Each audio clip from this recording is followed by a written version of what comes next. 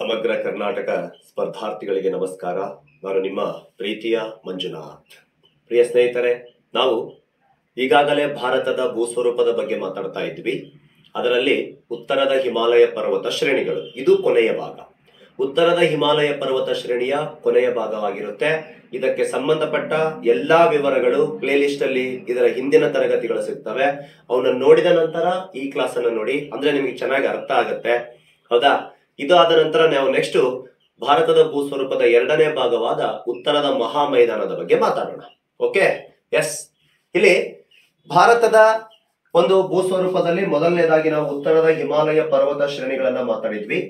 ಉತ್ತರದ ಹಿಮಾಲಯ ಪರ್ವತ ಶ್ರೇಣಿ ಒಂದು ಶ್ರೇಣಿ ಹೀಗೆ ಹಾದು ಹೋಗಿತ್ತು. ಇದು ಮಹಾ ಹಿಮಾಲಯ ಅಂತ ಕರೆಸಿಕೊಳ್ಳುತ್ತೆ. ಗ್ರೇಟರ್ ಹಿಮಾಲಯ. ಗ್ರೇಟರ್ ಹಿಮಾಲಯ ಆದ್ಮೇಲೆ ಮಧ್ಯ ಹಿಮಾಲಯದಲ್ಲಿ ಹೀಗೆ ಪೀರ್ ಪಂಜಾಲ್ ಶ್ರೇಣಿ ಅಂತ ಹೋಗಿತ್ತು, ದೌಲ್ದರ್ ಶ್ರೇಣಿ ಅಂತ ಹೋಗಿತ್ತು, ನಾಗತಿಬ್ ಶ್ರೇಣಿ ಅಂತ ಹೋಗಿತ್ತು, ಮಸ್ಸೂರಿ ಶ್ರೇಣಿ ಇದೆ, ಕುಮೌನ್ ಶ್ರೇಣಿ, ಹಾಗೆ ಮುಂದೆ ಮಹಾಭಾರತ ಶ್ರೇಣಿಯಾಗಿ ವಿಭಾಗವಾಗಿತ್ತು ಮಧ್ಯ ಹಿಮಾಲಯ. ಇದಾದ ನಂತರ ನೆಕ್ಸ್ಟ್ ಬರ್ತಕ್ಕಂಥದ್ದು ಕೆಳ ಹಿಮಾಲಯ, ಶಿವಾಲಿಕ್ ಪಾದ ಬೆಟ್ಟಗಳು ಅಂತ ಕರಿತೀವಿ. ಹೀಗೆ ಶಿವಾಲಿಕ್ ಪಾದ ಬೆಟ್ಟಗಳು ಹಾದು ಹೋಗಿತ್ತು. ಹೌದಾ? ಶಿವಾಲಿಕ್ ಪಾದ ಬೆಟ್ಟಗಳು ಹಾದು ಹೋಗಿತ್ತು. ನಾವು ಈ ಮೂರು ಪ್ರಮುಖ ಶ್ರೇಣಿಗಳನ್ನ ನೋಡಿದ್ವಿ. ಮಹಾ ಹಿಮಾಲಯ, ಗ್ರೇಟರ್ ಹಿಮಾಲಯ, ನಂತರ ಮಧ್ಯ ಹಿಮಾಲಯ, ಅದನ್ನ ನಾವು ಏನ್ ಕರಿತೀವಿ ಲೆಸ್ಸರ್ ಹಿಮಾಲಯ. ಅದಾದ ನಂತರ ಶಿವಾಲಿಕ್ ಬೆಟ್ಟಗಳು ಕೆಳ ಹಿಮಾಲಯ, ಔಟರ್ ಹಿಮಾಲಯ ಅಂತ ಏನ್ ಕರಿತೀವಲ್ಲ, ಹೊರ ಹಿಮಾಲಯಗಳು.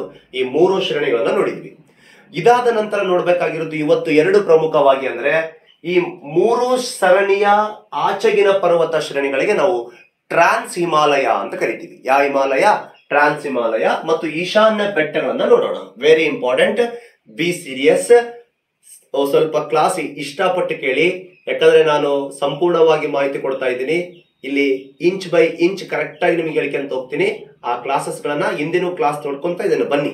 ಹೌದಾ? ಈ ಒಂದು ಭಾರತದ ಭೂಸ್ವರೂಪದಲ್ಲಿ ಇಲ್ಲಿ ಇವತ್ತು ಟ್ರಾನ್ಸ್ ಹಿಮಾಲಯಗಳ ಬಗ್ಗೆ ನೋಡೋಣ. ಟ್ರಾನ್ಸ್ ಹಿಮಾಲಯಗಳು ಅಂತಂದ್ರೆ ನಾವು ಅವಕ್ಕೇನ್ ಕರಿತೀವಿ? ಹಿಮಾಲಯದ ಅಂದ್ರೆ ಮೂರು ಸರಣಿ ಆಚೆಗಿನ ಹಿಮಾಲಯಗಳಿಗೆ ನಾವು ಟ್ರಾನ್ಸ್ ಹಿಮಾಲಯ ಅಂತ ಕರಿತೀವಿ. ಯಾವ ಹಿಮಾಲಯ? ಕಾಣುತ್ತಲ್ವಾ? ಕಾಣ್ತಾ ಇಲ್ಲ?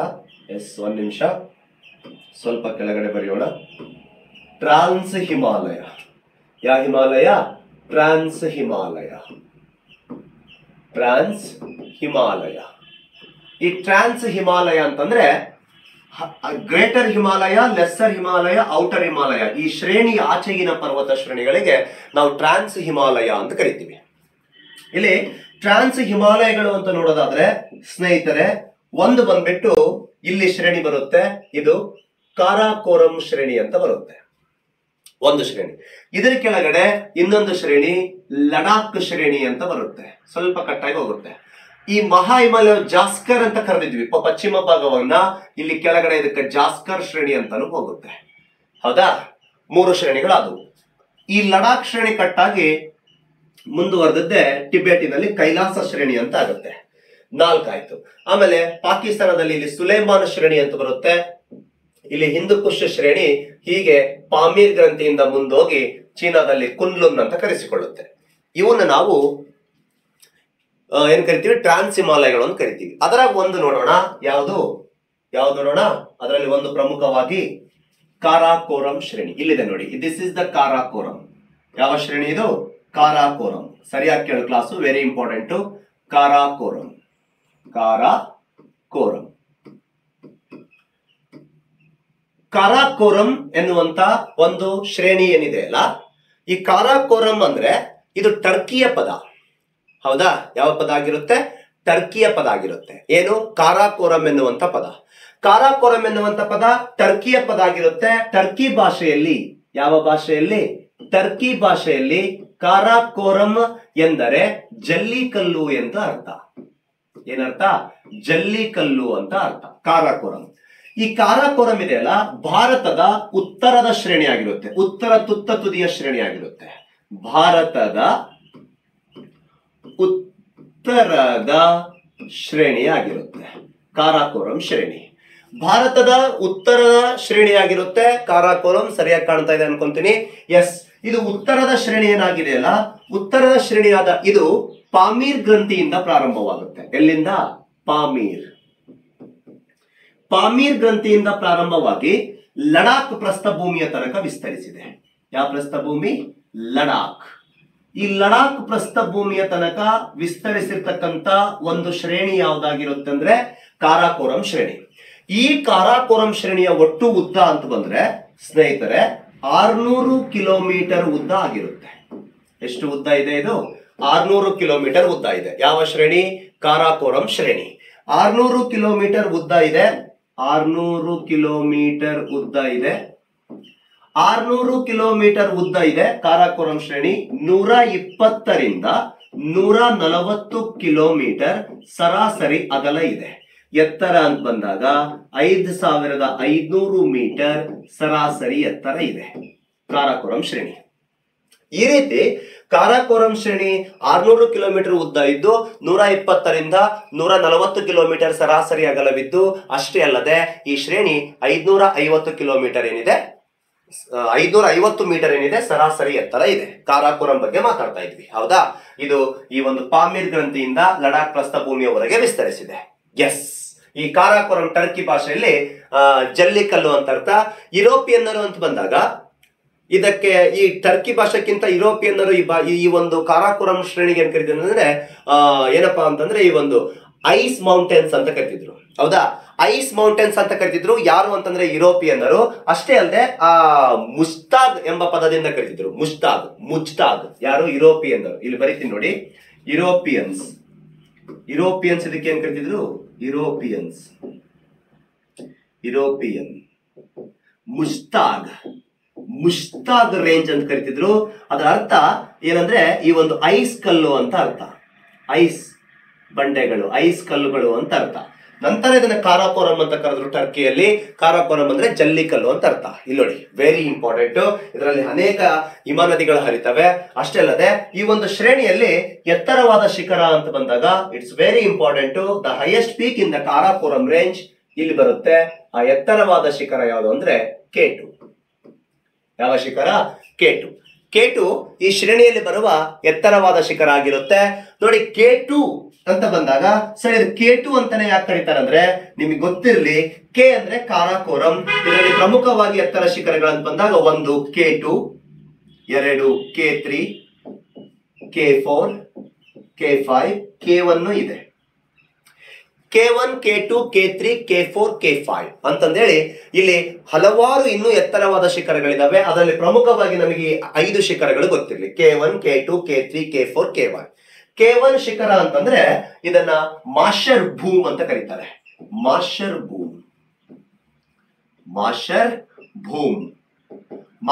ಭೂಮ್ ಇದು K1. K2 ಅಂತ ಬಂದ್ರೆ Godwin Austin is the K2. K3 ಅಂತ ಬಂದಾಗ ಬ್ರಾಡ್ ಪೀಕ್ ಅಂತ ಬರುತ್ತೆ. This is the K3. ನಂತರ ಗಾಶರ್ ಭೂಮ್ 2. ನಂತರ K5 ಗಾಶರ್ ಭೂಮ್ 1. ಈ ರೀತಿ K1, K2, K3, K4, K5. K1 ಅಂದ್ರೆ ಮಾಶರ್ ಭೂಮ್, K2 ಅಂತಂದ್ರೆ ಗಾಡ್ವಿನ್ ಆಸ್ಟಿನ್, K3 ಅಂತಂದ್ರೆ ಬ್ರಾಡ್ ಪೀಕ್, K4 ಅಂತಂದ್ರೆ ಗಾಶರ್ ಭೂಮ್ 2, K5 ಅಂತಂದ್ರೆ ಗಾಶರ್ ಭೂಮ್ 1. ಈ ಎಲ್ಲಾ ಶಿಖರಗಳಲ್ಲಿ ಅತಿ ಎತ್ತರವಾದ ಶಿಖರ ಯಾವ್ದಾಗಿರುತ್ತೆ? ಅದೇ K2. ಇದು ಅತಿ ಎತ್ತರ, 1ನೇ ಎತ್ತರವಾದ ಶಿಖರ. 2ನೇ ಎತ್ತರವಾದ ಶಿಖರ ಬಂದ್ರೆ K5, 2ನೇ ಎತ್ತರವಾದ ಶಿಖರ. 3ನೇ ಎತ್ತರವಾದ ಶಿಖರ ಬಂದ್ರೆ ಬ್ರಾಡ್ ಪೀಕ್, ಇದು 3ನೇ ಎತ್ತರವಾದ ಶಿಖರ. 4ನೇ ಎತ್ತರವಾದ ಶಿಖರ ಬಂದ್ರೆ ಅದು ಗಾಶರ್ ಭೂಮ್ 2, ಇದು 4ನೇ ಎತ್ತರವಾದ ಶಿಖರಗಳಾಗಿರ್ತವೆ. ಈ ರೀತಿ ಕೆ ಅಂದ್ರೆ ಕಾರಾಕೋರಂ ಸಾಲಿನಲ್ಲಿ ಬರುವ ಶಿಖರಗಳಿಗೆ K1, K2, K3, K4, K5 ಅಂತಂದೇಳಿ ಈ ರೀತಿ ಹೆಸರಿಟ್ಟಿದ್ದಾರೆ. ಕೆ ಅಂದ್ರೆ ಕಾರಾಕೋರಂ. ಈ ರೀತಿ K1 ಅಂತಂದ್ರೆ ಮಾಶರ್ ಭೂಮ್, K2 ಅಂದ್ರೆ Godwin Austin, this is the highest peak in Karakoram range. K3 ಅಂತಂದ್ರೆ ಬ್ರಾಡ್ ಪೀಕ್, K4 ಅಂತಂದ್ರೆ ಗಾಶರ್ ಭೂಮ್ 2, K5 ಅಂತಂದ್ರೆ ಗಾಶರ್ ಭೂಮ್ 1 ಆಗಿರುತ್ತೆ. ಈ ರೀತಿ ಎತ್ತರದ್ದು 1 ಇದು, ಸೆಕೆಂಡ್ ಇದು, ಥರ್ಡ್ ಬ್ರಾಡ್ ಪೀಕ್, ಫೋರ್ತ್ ಗಾಶರ್ ಭೂಮ್ 2 ಆಗಿರುತ್ತೆ. ಈ ರೀತಿ ಕಾರಾಕೋರಂ ಶ್ರೇಣಿಯಲ್ಲಿ ಬರ್ತಕ್ಕಂಥ ಶಿಖರ. ಈ ಗಾಡ್ವಿನ್ ಆಸ್ಟಿನ್ ಎನ್ನುವಂತ ಶಿಖರಕ್ಕೆ ಚೀನಾದವ್ರು ಏನಂತ ಕರೀತಾರೆ ಅಂದ್ರೆ, ಯಾರು? ಚೀನಾದವರು ಕೋನಿಕೋ ಅಂತ ಕರೀತಾರೆ. ಕೊನಿಕೋ ಅಂತ ಕರೀತಾರೆ. ಚೀನಾ ಭಾಷೆಯಲ್ಲಿ ಇದನ್ನ ಈ ಶಿಖರವನ್ನ K2 ಏನ್ ಮಾಡ್ತೀರಾ, ಇದು ಭಾರತದ ಅತಿ ಎತ್ತರವಾದ ಶಿಖರ ಆದರೂ ಸಹ ಪ್ರಸ್ತುತ ಪಾಕ್ ಆಕ್ಯುಪೈಡ್ ಕಾಶ್ಮೀರದಲ್ಲಿ ಕಂಡು ಬರುತ್ತೆ. ಪಾಕ್ ಆಕ್ಯುಪೈಡ್ ಕಾಶ್ಮೀರದಲ್ಲಿ ಕಂಡು ಬಂದರೂ ಇದು ನಮ್ಮ ಭಾರತದ ಭೂಭಾಗನೇ ಆಗಿರುತ್ತೆ. ಈ ಒಂದು ಪ್ರಪಂಚದಲ್ಲೇ ಎರಡನೇ ಎತ್ತರವಾದ ಶಿಖರ K2, ಇದರ ಎತ್ತರ 8611 ಮೀಟರ್ ಎತ್ತರವಿದ್ದು ಪ್ರಪಂಚದ ಎರಡನೇ ಎತ್ತರವಾದ ಶಿಖರ. ಮೊದಲನೇ ಎತ್ತರವಾದ ಶಿಖರ ಬಂದ್ರೆ ಮೌಂಟ್ ಎವರೆಸ್ಟ್ ಆಗಿರುತ್ತೆ. ನಿಮಗೆ ಗೊತ್ತಿರಲಿ, ಈ ಒಂದು ಶಿಖರ ಭಾರತದ ಅತಿ ಎತ್ತರವಾದ ಶಿಖರ ಮತ್ತು ಪ್ರಪಂಚದ ಎರಡನೇ ಎತ್ತರವಾದ ಶಿಖರ ಪ್ರಸ್ತುತ ಪಾಕ್ ಆಕ್ಯುಪೈಡ್ ಕಾಶ್ಮೀರ POKದಲ್ಲಿ ಕಂಡು ಬರುತ್ತೆ, ಪಾಕ್ ಆಕ್ರಮಿತ ಪ್ರದೇಶ. ಅಷ್ಟೇ ಅಲ್ಲದೆ ಇದನ್ನ ಚೀನಾ ಭಾಷೆಯಲ್ಲಿ ಕೊನಿಕೋ ಮೌಂಟೇನ್ ಅಂತ ಕರೀತಾರೆ. ನಿಮಗೆ ಗೊತ್ತಿರಲಿ, ಇದು ಶಿಖರ ಅಂತ ಬಂದಾಗ ಕಠಿಣ ಶ್ರಮ ಬೇಕು ಈ ಶಿಖರವನ್ನೇರಲು ಎಷ್ಟೋ ಜನ ಸಾವಿಗೀಡಾಗಿದ್ದಾರೆ. ಮೌಂಟ್ ಎವರೆಸ್ಟ್ ಇರ್ಬೋದು, ಆದ್ರೆ ಈ ಶಿಖರ ಇರಲು ತುಂಬಾ ಕಷ್ಟ. ಇದು ತುಂಬಾ ಏನಿದೆ ಅಂತಂದ್ರೆ ಶಾರ್ಪ್ ಶಿಲೆಗಳಿಂದ ಕೂಡಿದೆ, ಕಪ್ಪು ಜಲ್ಲಿಕಡುಗಳ ಶಿಲೆಗಳಿಂದ ಕೂಡಿದ ಕಾರಣ ಈ ಶಿಖರ ಇರಲು ಎಷ್ಟೋ ಜನ ಅನಾಹುತವನ್ನು ಮಾಡಿಕೊಂಡು ಸತ್ತೋಗಿದ್ದಾರೆ. ಭೂಮಿಯ ಮೇಲೆ ಅತಿ ಭಯಾನಕ ಒಂದು ಶಿಖರ ಯಾವುದಂದ್ರೆ ಅದು K2. ಈ ಒಂದು K2 ಎನ್ನುವಂತ ಶಿಖರ ಕಾರಾಕೋರಂ ಶ್ರೇಣಿಯಲ್ಲಿ ಬರುತ್ತೆ. Okay, this is the Karakoram range. ಈ ಕಾರಾಕೋರಂ ಶ್ರೇಣಿಯ ಈಶಾನ್ಯ ಭಾಗ ಅಂತ ಬಂದಾಗ ಇಲ್ಲಿ ಎಲ್ಲ ಲಡಾಖ್ ಪ್ರಸ್ಥಭೂಮಿ ಅಂತ ಬರುತ್ತೆ. ಯಾವ ಪ್ರಸ್ಥಭೂಮಿ? ಲಡಾಖ್. ಈ ಭಾಗದಲ್ಲೆಲ್ಲ ಲಡಾಖ್ ಪ್ರಸ್ಥಭೂಮಿ ಅಂತ ಬರುತ್ತೆ. ಈ ಲಡಾಖ್ ಪ್ರಸ್ಥಭೂಮಿ ಅಂತ ಬರುತ್ತೆ. ನಿಮಗೆ ಗೊತ್ತಿರ್ಲಿ, ಈ ಒಂದು ಲಡಾಖ್ ಪ್ರಸ್ಥಭೂಮಿ ಏನಿದೆ ಅಲ್ಲ, ಲಡಾಖ್ ಪ್ರಸ್ಥಭೂಮಿ ಅಂದ್ರೆ ಸಮತಟ್ಟಾದ ಎತ್ತರವಾದ ಪ್ರದೇಶ. ಪ್ರಸ್ಥಭೂಮಿ, ಪೀಠ ಅಂತ ಕರಿತೀವಿ ನಾವು. ಪ್ರಪಂಚದ ಎತ್ತರವಾದ ಪ್ರಸ್ಥಭೂಮಿ ಬಂದ್ರೆ ಟಿಬೇಟ್ ಪ್ರಸ್ಥಭೂಮಿ, ಅದನ್ನು ಪ್ರಪಂಚದ ಮೇಲ್ಚಾವಣಿ ಅಂತಾನೆ ಕರೀತಾರೆ. ಭಾರತದ ಎತ್ತರವಾದ ಪ್ರಸ್ಥಭೂಮಿ ಅಂತಂದ್ರೆ ಈ ಲಡಾಖ್ ಪ್ರಸ್ಥಭೂಮಿ. ಈ ಲಡಾಖ್ ಪ್ರಸ್ಥಭೂಮಿ ಒಟ್ಟು 4000 ಮೀಟರ್ ಸರಾಸರಿ ಎತ್ತರವಿದೆ. ತುಂಬಾ ಮೈನಸ್ ಟೆಂಪರೇಚರ್ ಅನ್ನು ಒಳಗೊಂಡಿರುತ್ತೆ. ಇದರ ಭಾಗದಲ್ಲೇ ಇಲ್ಲೊಂದು ಸಿಯಾಚಿನ್ ಎನ್ನುವಂತ ಪ್ಲೇಸ್ ಬರುತ್ತೆ. ಈ ಸಿಯಾಚಿನ್ ಎನ್ನುವಂತ ಪ್ಲೇಸ್ ಇದೆ ಅಲ್ಲ, ನಮ್ಮ ಭಾರತದ ಅತಿ ಎತ್ತರವಾದ ಯುದ್ಧ ಭೂಮಿ ಅಷ್ಟಲ್ಲದೆ ಪ್ರಪಂಚದ ಅತಿ ಎತ್ತರವಾದ ಯುದ್ಧ ಭೂಮಿ ಅಂತ ಕರೆಸಿಕೊಳ್ಳುತ್ತೆ. ಆ ಸಿಯಾಚಿನ್ ಎನ್ನುವ ನದಿ ಹರಿಯುತ್ತೆ. ಅದು ಭಾರತದ ಅತಿ ಉದ್ದವಾದ ಗ್ಲೇಷಿಯರ್ ರಿವರ್, ಅಂದ್ರೆ ಹಿಮ ನದಿ ಅಂತ ಅರ್ಥ. ಓಕೆ, ಪ್ರಪಂಚದ ಅತಿ ದೊಡ್ಡ ಹಿಮ ನದಿ ಬಂದ್ರೆ ಅಂಟಾರ್ಟಿಕಾದಲ್ಲಿ ಲ್ಯಾಂಬರ್ಟ್ ಅಂತ ಬರುತ್ತೆ. ಇಷ್ಟತ್ತು ಮಾತಾಡಿದ್ದು ಯಾವ ಶ್ರೇಣಿ? ಕಾರಾಕೋರಂ ಶ್ರೇಣಿ. ಎಸ್, ಕಾರಾಕೋರಂ ಶ್ರೇಣಿ ಆದ ಮೇಲೆ ಇಲ್ಲಿ ನೆಕ್ಸ್ಟ್ ನೋಡತಕ್ಕಂತ, ನೋಡಿ ಬೇಕಾದ್ರೆ ಸ್ಕ್ರೀನ್ ಶಾಟ್ ಬೇಕಾದ್ರೆ ತಗೊಳ್ಳಿ. ಇದು ಕಾರಾಕೋರಂ ಶ್ರೇಣಿಗೆ ಸಂಬಂಧಪಟ್ಟ ಇದಿಷ್ಟು ಮಾಹಿತಿಯನ್ನು ಕೊಟ್ಟಿನಿ, ಸ್ಕ್ರೀನ್ ಶಾಟ್ ಬೇಕಾದ್ರೆ ತಗೊಳ್ಳಿ. ಓಕೆ, ಇದು ಕಾರಾಕೋರಂ ಶ್ರೇಣಿ ಆದ ನಂತರ ನೆಕ್ಸ್ಟ್ ನೋಡೋಣ ಅದರ ಕೆಳಗಡೆ ಇರುವ ಲಡಾಖ್ ಶ್ರೇಣಿ. ಯಾವ ಶ್ರೇಣಿ? ಲಡಾಖ್ ಶ್ರೇಣಿ. ಇಲ್ಲೇ ಬರೀತೀನಿ ನೋಡಿ, ಲಡಾಖ್ ಶ್ರೇಣಿ. This is the Ladakh range. Ladakh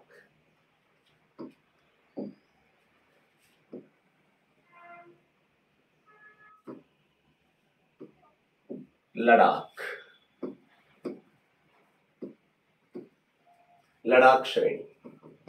Ladakh ಪ್ರಸ್ಥಭೂಮಿಯ ದಕ್ಷಿಣ ಭಾಗ, ಕಾರಾಕೋರಂ ಶ್ರೇಣಿಯ ದಕ್ಷಿಣ ಭಾಗದಲ್ಲಿ ಬರೋದು ಲಡಾಖ್ ಶ್ರೇಣಿ. ದಕ್ಷಿಣದಲ್ಲಿ ಏನಿದೆ ಜಾಸ್ಕರ್ ಇದೆ, ಉತ್ತರದಲ್ಲಿ ಕಾರಾಕೋರಂ ಇದೆ. ಎರಡರ ನಡುವೆ ಇರ್ತಕ್ಕಂಥದ್ದೇ ಯಾವ ಶ್ರೇಣಿ? ಲಡಾಖ್ ಶ್ರೇಣಿ.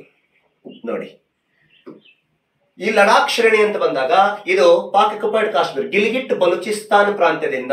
ಯಾವ ಪ್ರಾಂತ್ಯದಿಂದ? ಗಿಲ್ಗಿಟ್ ಬಲೂಚಿಸ್ತಾನ್ ಅಥವಾ ಬಾಲ್ಟಿಸ್ತಾನ್ ಅಂತ ಕರೀತಾರೆ. ಬಲೂಚಿಸ್ತಾನದಿಂದ ಇದು ಎಲ್ಲಿಯವರೆಗೆ ವಿಸ್ತರಿಸಿದೆ ಅಂದ್ರೆ ಲಡಾಖ್ ವರೆಗೆ ವಿಸ್ತರಿಸಿದೆ.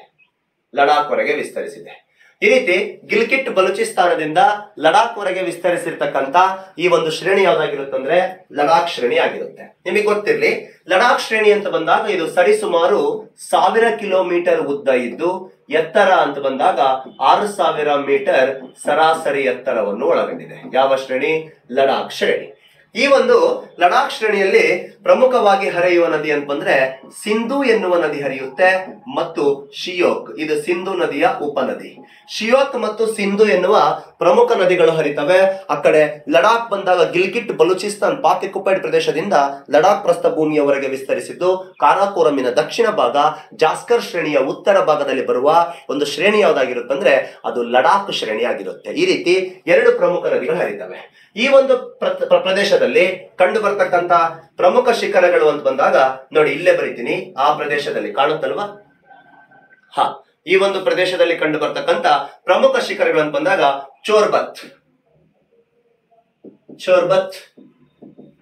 ಚೋರ್ಬತ್ ಶಿಖರ ಅಂತಿದೆ.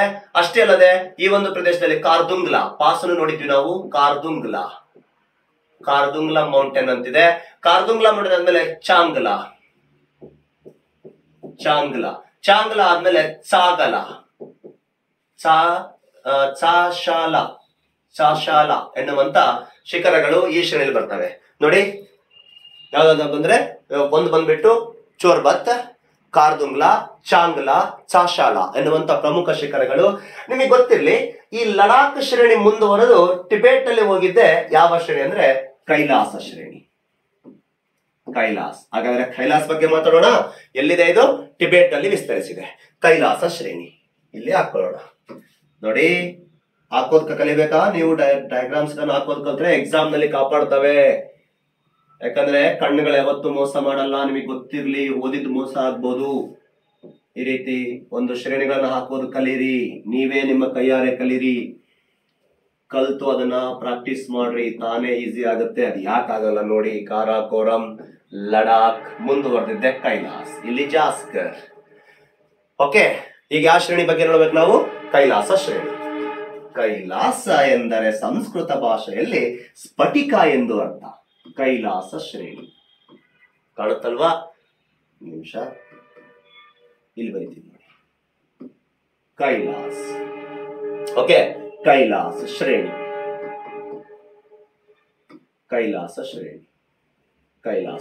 ಇದನ್ನ ಸಂಸ್ಕೃತದಲ್ಲಿ ಸ್ಫಟಿಕ ಅಂತ ಅರ್ಥ ಕೊಡುತ್ತೆ. ಕೈಲಾಸ ಅಂದ್ರೆ ಸಂಸ್ಕೃತದಲ್ಲಿ ಸ್ಫಟಿಕ ಏನರ್ಥ ಕೊಡುತ್ತೆ? ಸ್ಫಟಿಕ. ಯಾವ ಶ್ರೇಣಿಯ ಮುಂದುವರೆದ ಭಾಗ ಇದು? ಲಡಾಖ್ ಶ್ರೇಣಿಯ ಮುಂದುವರೆದ ಭಾಗ ಆಗಿರುತ್ತೆ. ಸಂಸ್ಕೃತದಲ್ಲಿ ಏನ್ ಕರೀತಾರೆ? ಸ್ಫಟಿಕ. ಇದನ್ನು ಟಿಬೆಟ್ ಭಾಷೆಯಲ್ಲಿ ಗಾಂಗ್ಸ್ ರಿಂಪೋಚೆ ಏನ್ ಕರೀತಾರೆ? ಟಿಬೆಟ್ ಭಾಷೆಯಲ್ಲಿ ಗಾಂಗ್ಸ್ ರಿಂಪೋಚೆ. ಅಷ್ಟೇ ಅಲ್ಲದೆ ಗ್ಯಾಂಗ್ ಟೈಸ್ ಮತ್ತು ಗಾಂಗ್ಡೀಸ್ ಅಂತಾನು ಕರೀತಾರೆ ಟಿಬೆಟಿನಲ್ಲಿ. ಗಾಂಗ್ ಟೈಸ್ ಮತ್ತು ಗ್ಯಾಂಗ್ಡೀಸ್ ಮತ್ತು ಗ್ಯಾಂಗ್ಡೀಸ್ ಅಂತಾನು ಕರೀತಾರೆ. ನಿಮಗೆ ಗೊತ್ತಿರ್ಲಿ, ಇದನ್ನು ಚೀನಾ ಭಾಷೆಯಲ್ಲಿ ಕಾಂತಿ ಸುಶಾಂಗ್, ಚೀನಾ ಭಾಷೆಯಲ್ಲಿ ಕಾಂತಿ ಸುಶಾನ್, ಚೀನಾ ಭಾಷೆಯಲ್ಲಿ ಕಾಂತಿ ಸುಶಾನ್, ಟಿಬೆಟ್ ಭಾಷೆಯಲ್ಲಿ ಗಾಂಗ್ಸ್ ರಿಂಪೋಚೆ, ಗ್ಯಾಂಗ್ಡಿನ್ ಅಂತಾನು ಕರೀತಾರೆ.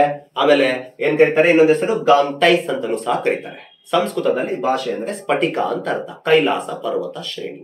S, very important. ಕೈಲಾಸ ಪರ್ವತ ಶ್ರೇಣಿ ಅಂತ ಬಂದಾಗ ಇಲ್ಲಿ ಪ್ರಮುಖವಾಗಿ ಮಾನಸ ಸರೋವರ ಮತ್ತು ರಾಕಸ್ ಸರೋವರಗಳಿದಾವೆ. ಹೌದಾ? ಯಾವ್ಯಾವ ಸರೋವರಗಳಿದಾವೆ? ಮಾನಸ ಸರೋವರ ಮತ್ತು ರಾಕಸ್ ಸರೋವರಗಳು ಬರ್ತವೆ. ಮಾನಸ ಸರೋವರ ಮತ್ತು ರಾಕಸ್ ಸರೋವರಗಳು. ಇದು ರಾಕಸ್ ಸರೋವರ ಕಾಣುತ್ತಲ್ವಾ? ನೋಡೋಣ ಯಾವ ಸರೋವರ ಇದು. ಕಾಣ್ತಾ ಇಲ್ಲ ನಿಮಗದು. ಒಂದ್ ನಿಮಿಷ, ಅಲ್ಲಿ ಚೇಂಜ್ ದ ಕಲರ್. ಇದು ಬಂದ್ಬಿಟ್ಟು ರಾಕಸ್ ಸರೋವರ. ಯಾವ ಸರೋವರ? ರಾಕಸ್ ಅಥವಾ ರಾಕ್ಷಸ್ ಅಂತಾನು ಕರೀತಾರೆ. ರಾಕ್ಷಸ್ ಸರೋವರ. ಪೇಷನ್ಸ್ ಕೇಳು. ಇದು ಬಂದ್ಬಿಟ್ಟು ಮಾನಸ ಸರೋವರ. ರಾಕ್ಷಸ್ ಸರೋವರ, ಮಾನಸ ಸರೋವರ ಅಂತ ಇಲ್ಲಿ ಪ್ರಮುಖವಾಗಿ ಸರೋವರಗಳಿದಾವೆ. ನಿಮಗೆ ಗೊತ್ತು ಸ್ನೇಹಿತರೆ, ಇಲ್ಲಿ ಪ್ರಮುಖವಾಗಿ ಹರಿಯುವ ನದಿ ಒಂದು ಸಿಂಧೂ ನದಿ ಅಂತ ಭಾರತವನ್ನು ಎಂಟ್ರಿ ಕೊಡುತ್ತೆ ಈಶಾನ್ಯ ಭಾಗದಿಂದ. ಯಾವ ನದಿ ಇದು?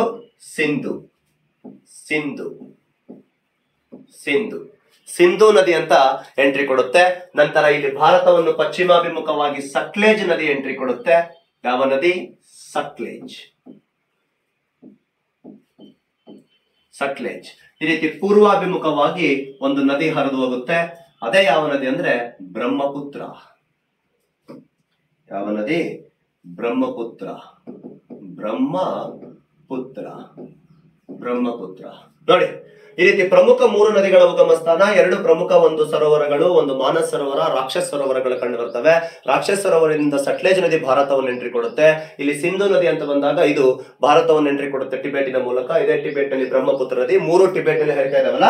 ಈ ನದಿಗಳಿಗೆ ಟಿಬೆಟ್ ನಲ್ಲಿ ಬೇರೆ ಬೇರೆ ಹೆಸರುಗಳಿಂದ ಕರೀತಾರೆ.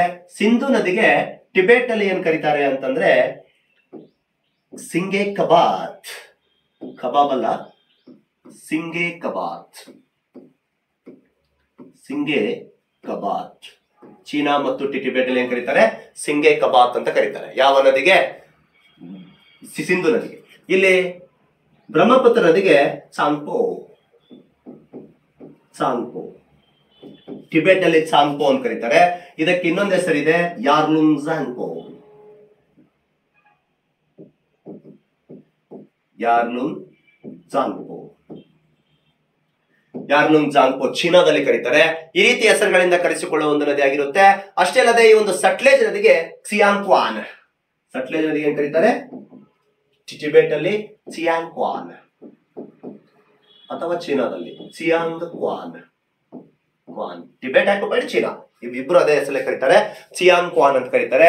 ಇಲ್ಲಿ ನೋಡಿ, ಸಿಯಾಂಗ್ ಕ್ವಾನ್, ಸಟ್ಲೇಜ್, ಸಿಂಧುಗೆ ಸಿಂಗೆ ಕಬಾತ್, ಇಲ್ಲಿ ಚಾಂಗ್ಪೋ, ಯಾರ್ಲುಂಗ್ ಝಾಂಗ್ಪೋ ಅಂತ ಬಂದಾಗ ಬ್ರಹ್ಮಪುತ್ರ ನದಿಗೆ ಕರೀತಾರೆ. ಹೌದಾ? ಈ ರೀತಿ ಹಲವಾರು ಹೆಸರುಗಳಿಂದ ಕರೆಸಿಕೊಳ್ಳುವ ನದಿ. ನಿಮಗೆ ಗೊತ್ತಿರಲಿ, ಇದರಲ್ಲಿ ಎತ್ತರವಾದ ಶಿಖರ ಯಾವುದು ಅಂದ್ರೆ ಕೈಲಾಸ ಪರ್ವತ್, ಕೈಲಾಸ್ ಮೌಂಟೇನ್. ಯಾವ ಶಿಖರ? ಕೈಲಾಶ್ ಮೌಂಟೇನ್. ಕೈಲಾಶ್. ಕೈಲಾಶ್ ನಿಮಗೆ ಗೊತ್ತಿರಲಿ, ಕೈಲಾಶ್ ಅಂತ ಬಂದಾಗ ಇದು ಹಿಂದೂ ಕಾಣುತ್ತಾ? ಹಿಂದೂ, ಜೈನ ಮತ್ತು ಬೌದ್ಧ ಧರ್ಮದ ಒಂದು ಪ್ರಮುಖ ಪುಣ್ಯ ಕ್ಷೇತ್ರ. ಈಗ ಇಸ್ಲಾಂ ಅಂತ ಬಂದಾಗ ಅವರು ಹೆಂಗ ಪ್ರಮುಖವಾಗಿ ಮೆಕ್ಕಾವನ್ನು ನೋಡ್ತಾರೆ, ಅವರ ಒಂದು ಪ್ರಮುಖ ಪುಣ್ಯಕ್ಷೇತ್ರ. ಹೀಗೆ ಕ್ರಿಶ್ಚಿಯನ್ ಅಂತ ಬಂದಾಗ ಜೆರೂಸಲಂ ಅವ್ರದ್ದು ಹೆಂಗೊಂದು ಪ್ರಮುಖ ಪುಣ್ಯಕ್ಷೇತ್ರ.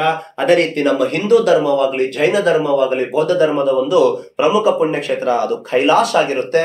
ಈ ಕೈಲಾಸಕ್ಕೆ ನಮ್ಮ ಭಾರತದ ಎಷ್ಟೋ ಒಂದು ವ್ಯಕ್ತಿಗಳು ಆ ಒಂದು ಕೈಲಾಸಕ್ಕೆ ಹೋದ್ರೆ ನಮ್ಮ ಜೀವನ ಧನ್ಯ ಅಂತಂದೇಳಿ ಒಂದು ಹೋಗ್ತಾರೆ. ಅವ್ರ ಹೆಂಗ ಮೆಕ್ಕಾ ಮತ್ತು ಜೆರೂಸಲೇಂ ಹೋಗ್ತಾರೆ, ಆ ರೀತಿ ನಮ್ಮ ಧರ್ಮದವರು ಸಹ ಈ ಒಂದು ಪ್ರದೇಶಕ್ಕೆ ಹೋಗಿ ಬರ್ತಾರೆ. ಹಿಂದೂ ಧರ್ಮದ ಯಾಕ ಪ್ರಮುಖ ಪುಣ್ಯಕ್ಷೇತ್ರ ಆಗಿರುತ್ತೆ ಅಂತಂದ್ರೆ, ನಮ್ಮ ಭಾರತದ ಹಿಂದೂ ಧರ್ಮದ ಪುರಾಣಗಳ ಪ್ರಕಾರ ಶಿವನ ಹೆಂಡತಿ, ಶಿವನ ಧರ್ಮಪತ್ನಿಯಾದ ಪಾರ್ವತಿ ತನ್ನ ಮಕ್ಕಳಾದ ಗಣೇಶ, ಹೌದಾ, ತನ್ನ ಮಕ್ಕಳಾದ ಗಣೇಶ, ಆಮೇಲೆ ಒಬ್ಬ ವ್ಯಕ್ತಿಯ ಹೆಸರು ಗಣೇಶ, ಪಾರ್ವತಿ, ಆಮೇಲೆ ಇನ್ನೊಬ್ಬ ವ್ಯಕ್ತಿಯ ಹೆಸರು ಏನಿದೆ, ಗಣೇಶ, ಪಾರ್ವತಿ, ಕಾರ್ತಿಕೇಯ.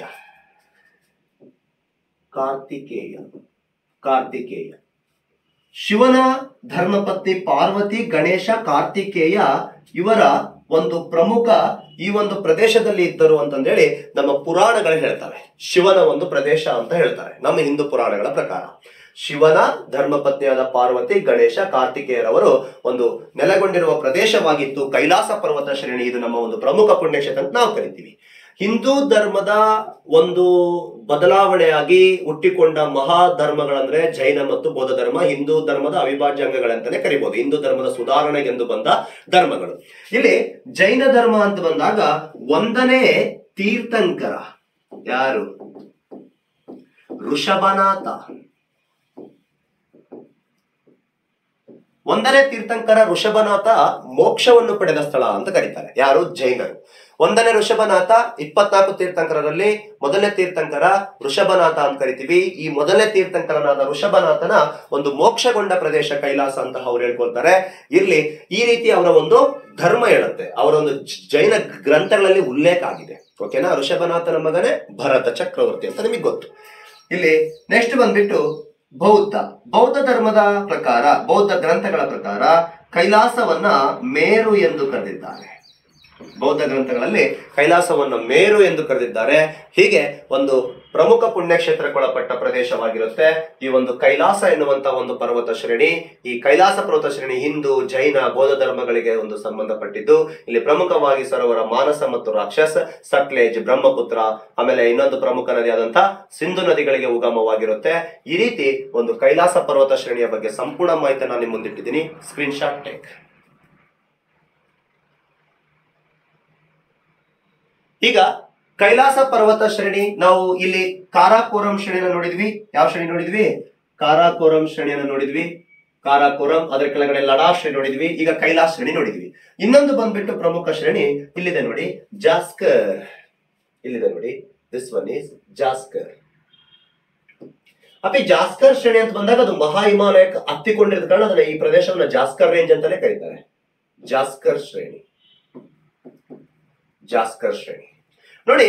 ಜಾಸ್ಕರ್ ಶ್ರೇಣಿ ಅಂತ ನಾವು ನೋಡೋದಾದ್ರೆ, ಈ ಒಂದು ಜಾಸ್ಕರ್ ಶ್ರೇಣಿ ಏನಿದೆಯಲ್ಲ, ಇದು ಲಡಾಖಿನ ಒಂದು ದಕ್ಷಿಣ ಭಾಗದಲ್ಲಿರ್ತಕ್ಕಂಥ ಒಂದು ಶ್ರೇಣಿ. ಹಿಂದೂ ಕುಶ್ ಎನ್ನುವಂತ ಒಂದು ಇಲ್ಲಿ ಇದು ಬರುತ್ತಲ್ಲ ಪರ್ವತ ಶ್ರೇಣಿ, ಹಿಂದೂ ಕುಶ್ ಪಾಮೀರ್ ಗ್ರಂಥಿ ಅಂತ ಏನ್ ಬರುತ್ತಲ್ಲ, ಅಲ್ಲಿಂದನೇ ಪ್ರಾರಂಭವಾಗುತ್ತೆ ಅಂತ ಇದೆ. ಇಲ್ಲಿಂದನೇ ಪ್ರಾರಂಭವಾಗುತ್ತೆ ಇದು. ಈ ಒಂದು ಏನು ಗಿಲ್ಗಿಟ್ ಬಲೂಚಿಸ್ತಾನ್ ಪ್ರಾಂತ್ಯದಿಂದ ಪ್ರಾರಂಭವಾಗಿ ಹೀಗೆ ಹಿಮಾಚಲ ಪ್ರದೇಶದಲ್ಲಿ ಮುಂದುವರಿಯುತ್ತೆ. ಹೀಗೆ ಇದೇನು ಹಿಮಾಚಲ ಪ್ರದೇಶದಲ್ಲಿ ಮುಂದುವರಿತಾ ಇದೆಯಲ್ಲ, ಮುಂದುವರಿತಿರ್ತಕ್ಕಂಥ ಈ ಶ್ರೇಣಿಯಲ್ಲಿ ಹಿಮಾಚಲ ಪ್ರದೇಶದಲ್ಲಿ ಒಂದು ಶಿಖರ ಇದೆ. ಆ ಶಿಖರ ಯಾವುದು ಅಂದ್ರೆ ಕಾಮೆಟ್. ಕಾಮೆಟ್ ಇದು ಮಹಾ ಹಿಮಾಲಯ ಶ್ರೇಣಿಯ ಒಂದು ಭಾಗನೇ.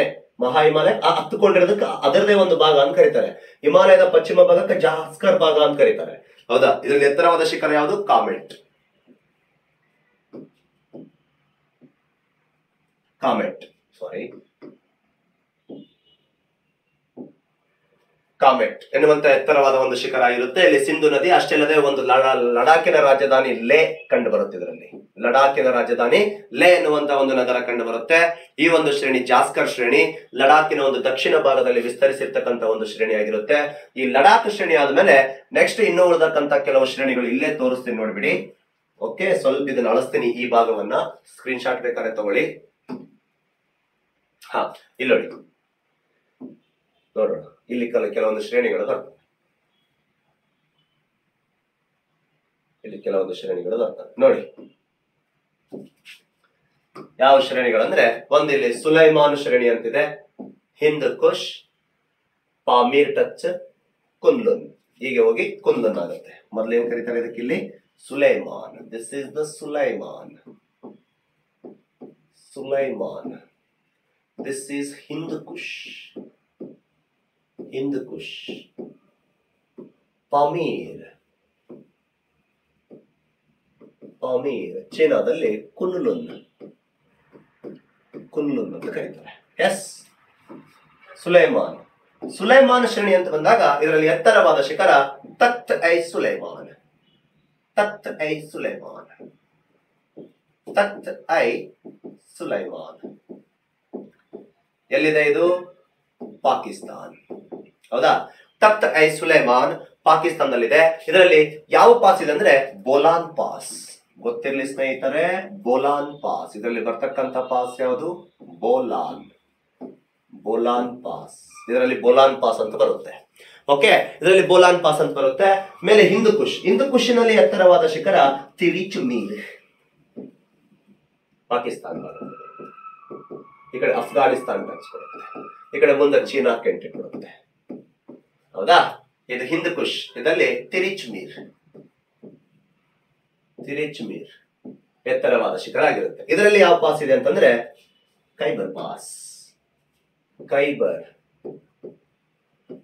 Khyber pass. Bolan pass, Khyber pass ಇತಿಹಾಸದಲ್ಲಿ ಓದಿರಿ. ಅಲೆಕ್ಸಾಂಡರ್ ಭಾರತದ ಮೇಲೆ ದಾಳಿ ಮಾಡ್ತಾನಲ್ಲ, ಯಾರ ಮೇಲೆ ದಾಳಿ ಮಾಡ್ತಾನೆ? ಭಾರತದ ಮೇಲೆ. ಪೌರವ ಅಂತ ಕರಿತೀವಲ್ಲ. ಹೌದಾ? ಅಲೆಕ್ಸಾಂಡರ್ ಭಾರತದ ಮೇಲೆ ದಂಡೆತ್ತಿ ಬರಬೇಕಾದರೆ ಈಶಾನ್ಯ ಭಾಗದ ಬೋಲಾನ್ ಪಾಸ್ ಮತ್ತು ಖೈಬರ್ ಪಾಸ್ ಮೂಲಕ ತನ್ನ ಸೈನಿಕರನ್ನು ನುಗ್ಗಿಸಿದ ಭಾರತಕ್ಕೆ ಭಾರತದ ದೇಶದ್ರೋಹಿ ಅಂಬಿಯಿಂದ ಯಾರು ತಲೆ ಶರಣಾಗಬೇಕಾಯಿತು? ಪೌರಸ್. ಆದರೆ ಅವನು ಶರಣಾಗಲಿಲ್ಲ. ಹೌದಾ? ಶರಣಾಗದ ಕಾರಣ ಅವನ ಸಾಹಸ ಶೌರ್ಯವನ್ನು ಮೆಚ್ಚಿ ಅವನ ಪ್ರದೇಶಗಳನ್ನು ಮತ್ತೆ ವಾಪಸ್ ಅವನಿಗೆ ಬಿಟ್ಕೊಟ್ಟು ಹೋಗ್ತಾನೆ. ಈ ರೀತಿ ಅಲೆಕ್ಸಾಂಡರ್ ಭಾರತಕ್ಕೆ ಬಂದಿರ್ತಾನ. ಹೌದಲ್ವಾ? ಗ್ರೀಕರು ಭಾರತದ ಮೇಲೆ ದಾಳಿ, ಅಲೆಕ್ಸಾಂಡರ್, ಸೆಲುಕಸ್ ನಿಕೋಟಸ್, ಹೌದಾ. ನಿಕೇಟಸ್ ಅವರೆಲ್ಲ ಈ ರೀತಿ ಭಾರತದ ಮೇಲೆ ಬಂದಾಗ ಅದು ಓದಿರ್ತೀರಿ ಇತಿಹಾಸದಲ್ಲಿ. ಖೈಬರ್ ಪಾಸ್, ಬೋಲನ್ ಪಾಸ್ ಮೂಲಕ ದಾಳಿ ಮಾಡಿದ್ರು ಅಂತಂದೇಳಿ ಅವು ಪಾಕಿಸ್ತಾನದಲ್ಲಿ ಬರ್ತವೆ. ಇದು ಹಿಂದ್ ಕುಶ್, ಪಾಕಿಸ್ತಾನ್, ಅಫ್ಘಾನಿಸ್ತಾನ್ ಹೀಗೆ ಮುಂದೋದಾಗ ಪಾಮೀರ್ ಭಾರತದ ಉತ್ತರ ತುದಿ ಟಚ್ ಆಗುತ್ತೆ. ಹೀಗೆ ಮುಂದೋಗಿ ಚೀನಾದಲ್ಲಿ ಕುನ್ಲುನ್ ಅಂತ ಕರೆಸಿಕೊಳ್ಳುತ್ತೆ. ಈ ಎಲ್ಲಾ ಕಾರಾಕೋರಂ ಶ್ರೇಣಿ, ಲಡಾಖ್ ಶ್ರೇಣಿ, ಅದರ ಮುಂದುವರೆದ ಕೈಲಾಸ ಶ್ರೇಣಿ, ಜಾಸ್ಕರ್ ಶ್ರೇಣಿ, ಸುಲೈಮಾನ್ ಶ್ರೇಣಿ, ಹಿಂದಕುಶ್ ಶ್ರೇಣಿ, ಪಮೇರ್ ಪಾಯಿಂಟ್, ಮುಂದೋಗಿ ಕುನ್ಲುನ್, ಇವೆಲ್ಲ ಹಿಮಾಲಯ ಸರಣಿ ಆಚೆಗಿನ ಹಿಮಾಲಯಗಳು, ಟ್ರಾನ್ಸ್ ಹಿಮಾಲಯಗಳು. Greater Himalaya, lesser Himalaya, outer Himalaya ಬಿಟ್ಟು ಟ್ರಾನ್ಸ್ ಹಿಮಾಲಯಗಳಂತ ಇವಕ್ಕೆ ಕರಿತೀವಿ. ಹೌದಾ. ನಾನು ಇದು ಫಸ್ಟ್ ಟಾಪಿಕ್ ಅಲ್ಲಿ ಹಿಮಾಲಯದ 1ನೇ ಭಾಗದಲ್ಲಿ ಇದೆ. ಇಲ್ಲಿ ಇವನ್ನ ಸಿಂಟಾಕ್ಸ್ ಅಂತ ಕರೀತಾರೆ ಅಂತ ಹೇಳಿದ್ದೆ. ಹಿಂಗ ದಕ್ಷಿಣ ಸಿಂಟಾಕ್ಸ್ ಈ ಕಡೆ ಹೋಗುತ್ತೆ, ಇದು ಹೀಗೆ ಮುಂದೋಗಿ ಇರಾನಿ ಆಗುತ್ತೆ. ಇದು ಈ ಕಡೆ ಬಾಗಿ ಇದೇನಂತಾರೆ ಅರಕನಿಯೋಮ್, ಇದು ಹಿಂಗೆ ಬಾಗಿ ಅಂಡಮಾನ್ ನಿಕೋಬಾರ್ ಮೂಲಕ ಇಂಡೋನೇಷ್ಯಾಕ್ಕೆ ಹೋಗುತ್ತೆ. ಸಿಂಟಾಕ್ಸ್ ಅಂದ್ರೆ ಹಿಂಗ್ ಬಂದು ಫಾರ್ಮೇಶನ್ ಹಿಂಗ್ ನೋಡಿದ್ರೆ ಹಿಂಗ್ ಬಾಗಿರುತ್ತೆ ಅಂತ ಹೇಳಿದೆ ನಾನು. ಅಲ್ಲಿ ನೋಡಿ ವಿಡಿಯೋ ಗೊತ್ತಾಗುತ್ತೆ. ಈಗ ನಾವು ಪಶ್ಚಿಮ ಸಿಂಟಾಕ್ಸ್ ಮಾತಾಡಿದ್ವಿ. ಈಗ ಪೂರ್ವ ಸಿಂಟಾಕ್ಸ್ ಗಳೇ ಪೂರ್ವಾಚಲ ಬೆಟ್ಟಗಳು. ನೋಡೋಣ ಪೂರ್ವಾಚಲ ಬೆಟ್ಟಗಳನ್ನು ನೋಡೋಣ. ಎಸ್ ನೋಡಿ, ವೆರಿ ಇಂಪಾರ್ಟೆಂಟ್. ಪೂರ್ವಾಚಲ ಬೆಟ್ಟಗಳು. ಇಲ್ಲಿ ಪೂರ್ವಾಚಲ ಬೆಟ್ಟಗಳಲ್ಲಿ ನಾವು ಯಾವ್ಯಾವ ನೋಡಬೇಕಂದ್ರೆ ನೋಡಿ, ಮೊದಲನೇದಾಗಿ ದಾಫ್ಲಾ ಎನ್ನುವಂತ ಇಲ್ಲೊಂದು ಶಿಖರ ಇದೆ. ಇದು ಯಾವ ಶಿಖರ? ದಾಫ್ಲಾ. ದಾಫ್ಲಾ ದಾಫ್ಲಾ ಶಿಖರ ಆದ್ಮೇಲೆ ಮಿರಿ. ಮಿರಿ ಮಿರಿ ಆದ್ಮೇಲೆ ನಿಮಗೆ ಗೊತ್ತಿರ್ಲಿ, ಇಲ್ಲಿ ಬರ್ತಕ್ಕಂಥದ್ದು ಇದು ಯಾವ್ದಪ್ಪ ಅಂತಂದ್ರೆ ದಾಫ್ಲಾ, ಮಿರಿ, ಅಬೋರ್. ಅಬೋರ್ ಇದು ಮಿಶ್ಮಿ. ಮಿಶ್ಮಿ, ದಾಫ್ಲಾ, ಮಿರಿ, ಅಬೋರ್, ಮಿಶ್ಮಿ ಎನ್ನುವಂತ ಶ್ರೇಣಿಗಳು. ಇವು ಯಾವ್ದರ ಶ್ರೇಣಿಗಳು ಗೊತ್ತೇನು? ಅದನ್ನು ಗೊತ್ತಿರ್ಲಿ. ಅಪ್ಪ ಇಲ್ಲಿ ಮಹಾ ಹಿಮಾಲಯಗಳು ಹೋಗಿದ್ವು. ಯಾವ ಹಿಮಾಲಯಗಳು? ಮಹಾ ಹಿಮಾಲಯಗಳು ಈ ರೀತಿ ಹೋಗಿದ್ವು.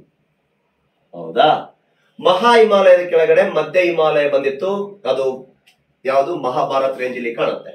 ಕೆಳ ಹಿಮಾಲಯಗಳು ಇಲ್ಲಿ ಹೋಗುತ್ತಲ್ಲ, ಇಲ್ಲೇನು ಕೆಳ ಹಿಮಾಲಯ ಹಿಂಗ್ ಹೋಗಿದೆ ಅಲ್ಲ, ಈ ಕೆಳ ಹಿಮಾಲಯದ ಮುಂದುವರೆದ ಈ 4 ಶ್ರೇಣಿಗಳೇ ಶಿವಾಲಿಕ್ ಪಾದ ಬೆಟ್ಟದ ಶ್ರೇಣಿಗಳು. ದಾಫ್ಲಾ, ಮಿರಿ, ಅಬೋರ್ ಮತ್ತು ಮಿಶ್ಮಿ ಶಿವಾಲಿಕ್ ಬೆಟ್ಟದ ಭಾಗದಲ್ಲಿ ಬರ್ತವೆ. ಹೌದಾ. ಈ ರೀತಿ ಬರ್ತಕ್ಕಂತ ಒಂದು ಪ್ರಮುಖ ಶ್ರೇಣಿಗಳಾಗಿರ್ತವೆ. ನಿಮಗೆ ಗೊತ್ತಿರ್ಲಿ, ಈ ಒಂದು ಮಿಶ್ಮಿ ಅಂದ್ರೆ ದಾಫ್ಲಾ, ಮಿರಿ, ಅಬೋರ್, ಮಿಶ್ಮಿ ಆದ್ಮೇಲೆ ನಿಮಗೆ ಗೊತ್ತಿರ್ಲಿ ಮುಂದ ಇಲ್ಲಿ ಬರ್ತಕ್ಕಂತ ಶ್ರೇಣಿ ಇಲ್ಲಿದೆ ನೋಡಿ. It's very important. Patkai Bum. This range is called Patkai Bum. Patkai Bum. ಈ ಪಟಕಾಯಿ ಭೂಮ್ ಎನ್ನುವಂತ ಒಂದು ಶ್ರೇಣಿ ಇದೆ ಅಲ್ಲ, ಇಲ್ಲಿ ಬ್ರಹ್ಮಪುತ್ರ ನದಿ ಭಾರತವನ್ನು ಎಂಟ್ರಿ ಕೊಡುತ್ತೆ. ಯಾವ ನದಿ? ಬ್ರಹ್ಮಪುತ್ರ. ಇಲ್ಲಿ ಬ್ರಹ್ಮಪುತ್ರ ನದಿ ಭಾರತವನ್ನು ಎಂಟ್ರಿ ಕೊಡುತ್ತೆ ಅಲ್ಲ, ಹಿಂಗ್ ಬ್ರಹ್ಮಪುತ್ರ ನದಿ ಭಾರತವನ್ನು ಎಂಟ್ರಿ ಕೊಡಬೇಕಾದ್ರೆ ಇಲ್ಲಿ ಯಾವ ಪಾಸ್ ಬರುತ್ತೆ? ಇದು ದಿಹಾಂಗ್ ಪಾಸ್. ದಿಹಾಂಗ್ ಪಾಸ್ ಮೂಲಕ ಎಂಟ್ರಿ ಕೊಟ್ಟಾಗ ಅದರ ಭಾಗದಲ್ಲಿ ಬರ್ತಕ್ಕಂಥದ್ದೇ ದಿಹಾಂಗ್ ಪಾಸಿನ ಒಂದು ದಕ್ಷಿಣ ಭಾಗದಿಂದ ಇಲ್ಲಿಂದ ಪ್ರಾರಂಭವಾಗಿ ಇದು ಹೀಗೆ ಮುಂದುವರಿಯುತ್ತೆ ನಾಗಾಲ್ಯಾಂಡ್ ಅಲ್ಲಿ. ಹೀಗೆ ನಾಗಾಲ್ಯಾಂಡ್ ಅಲ್ಲಿ ಮುಂದುವರ್ತಕ್ಕಂಥ ಭೂಮಿ ಹೆಸರು ಅಂದ್ರೆ ಪಟ್ಕಾಯಿ ಭೂಮ್. ಪಟ್ಕಾಯಿ ಭೂಮ್ ಅಂತ ಬಂದಾಗ ಮಯನ್ಮಾರ್ ಮತ್ತು ಭಾರತದ ಅರುಣಾಚಲ ಪ್ರದೇಶದ ಗಡಿಯನ್ನು ಗುರುತಿಸುವ ಒಂದು ಶ್ರೇಣಿ. ಇದು ಕಟ್ಟಾಗಿ ಮುಂದುವರಿದ ಬೆಟ್ಟಗಳೇ ನಾಗಾ ಬೆಟ್ಟಗಳು. ನೋಡಿ, ಇಂಪಾರ್ಟೆಂಟ್, ವೆರಿ ಇಂಪಾರ್ಟೆಂಟ್. ನಾಗಾ ಬೆಟ್ಟಗಳು. ನಾಗಾ ಬೆಟ್ಟಗಳು. ನಾಗಾ ಬೆಟ್ಟಗಳು. ಅತಿ ನಾಗಾ ಬೆಟ್ಟಗಳು ಪಟಕಾಯಿ ಭೂಮ್ ಶ್ರೇಣಿಗಳ ಕಟ್ಟಾಗಿ ಮುಂದುವರೆದ ಭಾಗಗಳೇ ನಾಗಾ ಬೆಟ್ಟಗಳನ್ನು ಕರೆಸಿಕೊಳ್ತವೆ. ಇವೇ ಪೂರ್ವ ಸಿಂಟಾಕ್ಸ್. ಇದು ಈ ಕಡೆ ಬಾಗಿದೆ, ಆ ಕಡೆ ಬಾಗಿದ್ದು ಪಶ್ಚಿಮ ಸಿಂಟಾಕ್ಸ್ ಆಗಿತ್ತು. ಹೌದಾ. ಆ ಕಡೆ ಸುಲೇಮಾನ್, ಹಿಂದೂಕುಶ್, ಮುಂದೋಗಿ ಇರಾನಿಯಾ. ಇದು ಪೂರ್ವ ಸಿಂಟಾಕ್ಸ್ ಹಿಂಗೆ ಬಾಗಿ ಇಂಡೋನೇಷ್ಯಾಕ್ಕೆ ಹೋಗುತ್ತೆ. ಎಲ್ಲಿಂದ ಅಂದ್ರೆ ಅಂಡಮಾನ್ ನಿಕೋಬಾರ್ ಮೂಲಕ. ಪಟಕಾಯಿ ಭೂಮ್ ಅಂತ ಬಂದಾಗ ಇಲ್ಲಿ ಪ್ರಮುಖವಾಗಿ ಶಿಖರಗಳು, ನಾಗಾ ಬೆಟ್ಟದಲ್ಲಿ ಒಂದು ಯಾವ ಶಿಖರ ಅಂದ್ರೆ ಸಾರಮತಿ. ಸಾರಮತಿ ಎನ್ನುವಂತ ಶಿಖರ ಇದೆ. ಇದು ನಾಗಾ ಬೆಟ್ಟದಲ್ಲಿ ಬರುತ್ತೆ. ಇದರಲ್ಲಿ ಎತ್ತರವಾದ ಶಿಖರ ಅಂತಂದ್ರೆ ಕೋಹಿಮಾ ಬೆಟ್ಟ, the capital of Naga. Kohima ಬೆಟ್ಟ. ಕೋಹಿಮಾ ಬೆಟ್ಟ ಅಂತ ಬರುತ್ತೆ. ಯಾವ ಬೆಟ್ಟ? ಕೋಹಿಮಾ ಬೆಟ್ಟ ಅಂತ ಬರುತ್ತೆ. ಈ ಕೋಹಿಮಾ ಬೆಟ್ಟ ಅಂತ ಬಂದಾಗ ಈ ಕೋಹಿಮಾ ಬೆಟ್ಟ ಇದರಲ್ಲಿ ಎತ್ತರವಾದ ಶಿಖರ ಮತ್ತು ಸಾರಮತಿ ಹಿಲ್ಸ್ ಅಂತಾನು ಬರುತ್ತೆ. ನಾಗಾ ಹಿಲ್ಸ್ ಆದ್ಮೇಲೆ ಹಿಂಗೆ ಕೆಳಗಡೆ ಹೋದಾಗ ನೆಕ್ಸ್ಟ್ ಬರ್ತಕ್ಕಂಥ ಬೆಟ್ಟಗಳು ಮಣಿ ಬೆಟ್ಟಗಳು. ಗೊತ್ತಿರ್ಲಿ, ಗೊತ್ತಿರ್ಲಿ, ಗೊತ್ತಿರ್ಲಿ. ಯಾವ ಬೆಟ್ಟಗಳು? ಮಣಿ. ಮಣಿ ಹಿಲ್ಸ್ ಅಂತಾನು ಕರಿಬಹುದು. ಮಣಿ ಬೆಟ್ಟಗಳು. ಮಣಿ ಬೆಟ್ಟಗಳಲ್ಲಿ ಪ್ರಮುಖವಾಗಿ ಏನೇನು ಕಂಡು ಬರ್ತವೆ ಅಂತಂದ್ರೆ ಸ್ನೇಹಿತರೆ ಗೊತ್ತಿರ್ಲಿ, ಇದರಲ್ಲಿ ಲೋಕಟಕ್ ಸರೋವರ ಇದೆ. ಲೋಕಟಕ್ ಮಣಿಪುರದಲ್ಲಿ ಹೋಗಿರುತ್ತೆ. ಲೋಕಟಕ್ ಸರೋವರ ಇದೆ. ಅಷ್ಟೇ ಅಲ್ಲದೆ ಈ ಮಣಿ ಬೆಟ್ಟದಲ್ಲಿ ವಿಶೇಷವಾಗಿ ಬರಾಕ್ ಎನ್ನುವಂತ ಒಂದು ನದಿ ಹರಿಯುತ್ತೆ. ಭಾರತದ ತೇಲಾಡುವ ಸರೋವರವಾದ ಲೋಕಟಕ್ ಸರೋವರ, ಬರಾಕ್ ಎನ್ನುವಂತ ಒಂದು ನದಿ ಹರಿಯುತ್ತೆ ಮಣಿ ಬೆಟ್ಟದಲ್ಲಿ. ಇದು ಮಣಿ ಹಿಲ್ಸ್. ಮಣಿ ಹಿಲ್ಸ್ ಆದ್ಮೇಲೆ ನೆಕ್ಸ್ಟ್ ಅದ್ರ ಕೆಳಗಡೆ ಮುಂದುವರೆದ್ದು ಇಲ್ಲಿದೆ ನೋಡಿ ಮಿಜೋ ಬೆಟ್ಟಗಳು, ಮಿಜೋ ಹಿಲ್ಸ್. ಮಿಜೋ ಬೆಟ್ಟಗಳಿಗೆ ಇನ್ನೊಂದು ಹೆಸರಲ್ಲೇ ಕರೀತಾರೆ ಲೂಷಿಯಾ ಬೆಟ್ಟಗಳು. The very famous the tribal community of Lushai in Mizoram. Lushai ಇಲ್ಲಿ ನಾಗಾ ಬೆಟ್ಟದಲ್ಲಿ ನಾಗಾ ಬುಡಕಟ್ಟು ಜನಾಂಗ ಬರ್ತಾರೆ. ಇಲ್ಲಿ ಲೂಷಿಯಾ ಎನ್ನುವಂತ ಒಂದು ಜನಾಂಗ, ಇಲ್ಲಿ ಮಣಿಯಲ್ಲಿ ಕುಕಿ ಎನ್ನುವಂತ ಬುಡಕಟ್ಟು ಜನಾಂಗ, ಬಹಳ ಒಳ್ಳೆ ಫೇಮಸ್ ಬುಡಕಟ್ಟು ಜನಾಂಗ. ಪ್ರಸ್ತುತ ಮಣಿಪುರದಲ್ಲಿ ಒಂದು ಗಲಭೆ ನಡೀತಾ ಇದೆ, ಅದನ್ನು ನಿಮಗೆ ಗೊತ್ತು. ಈ ಮಿಜೋರಂದಲ್ಲಿ ಲೂಷಿಯಾ ಅಂತಾನು ಕರೀತಾರೆ ಈ ಬೆಟ್ಟಗಳಿಗೆ. ಇದರಲ್ಲಿ ಎತ್ತರವಾದ ಶಿಖರ ಯಾವ್ದಾಗಿರುತ್ತೆ ಅಂದ್ರೆ ಫ್ರೆಂಡ್ಸ್ ಬ್ಲೂ ಮೌಂಟೇನ್.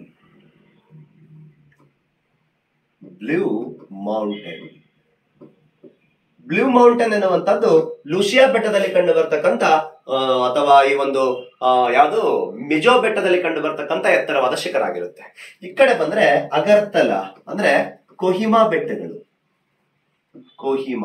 ಕೊಹಿಮಾ ಬೆಟ್ಟದಲ್ಲಿ ಎತ್ತರವಾದ ಪ್ರದೇಶದಲ್ಲಿ ಕಂಡು ಬರೋದೇ Agartala. The capital of Tripura. ಇದರಲ್ಲಿ ಒಂದು ನದಿ ಹರಿಯುತ್ತೆ, ಅದರ ಹೆಸರು ಗುಮ್ಟಿ. Very important. ಗುಮ್ಟಿ ಎನ್ನುವ ನದಿ ಹರಿಯುತ್ತೆ ಯಾವ್ದಲ್ಲಿ? ಕೊಹಿಮಾ. ಕೊಹಿಮಾ ಆದ್ಮೇಲೆ ಇಲ್ಲಿದಾವಲ್ಲ ಈ ಶ್ರೇಣಿಗಳು, ಇವು ಆಕ್ಚುಲಿ ಈಶಾನ್ಯ ಬೆಟ್ಟಕ್ಕೆ ಸಂಬಂಧಪಡಲ್ಲ. ಭಾರತದ ಒಂದು ದಕ್ಕನ್ ಪ್ರಸ್ಥಭೂಮಿ ಬರುತ್ತಲ್ಲ ಕೆಳಗಡೆ, ಅದಕ್ಕೆ ಸಂಬಂಧಪಡುತ್ತೆ. ಯಾಕಂದ್ರೆ ಶಿಲಾಂಗ್ ಪ್ರಸ್ಥಭೂಮಿ ಅಂತ ಕರಿತೀವಿ. ಈಶಾನ್ಯ ಬೆಟ್ಟಗಳಿಗೆ ಹೋಗಲ್ಲ. ಆದ್ರೂ ಇಲ್ಲಿ ಸ್ವಲ್ಪ ನೋಡಿ, ಮತ್ತೆ ದಕ್ಕನ್ ಪ್ರಸ್ಥಭೂಮಿಯಲ್ಲಿ ಮಾತಾಡೋಣ.